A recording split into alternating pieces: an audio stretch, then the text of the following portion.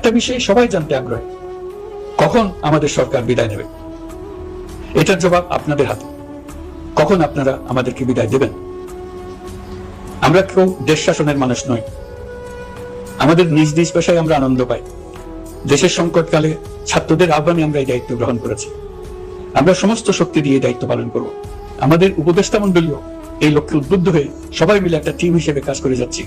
কখন নির্বাচন হবে সেটা সম্পূর্ণ রাজনৈতিক সিদ্ধান্ত, আমাদের সিদ্ধান্ত না। দেশবাসীকে ঠিক করতে হবে আপনারা কখন আমাদেরকে ছেড়ে দেবেন।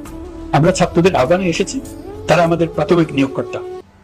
দেশের আপামর জনসাধারণ আমাদের নিয়োগ সমর্থন করেছে।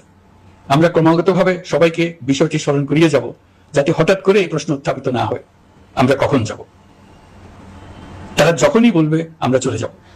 আমরা সংস্কারের অংশ হিসেবে নির্বাচন কমিশনকেও সংস্কার করব। কমিশনকে যে কোনো সময় আদর্শ নির্বাচনের জন্য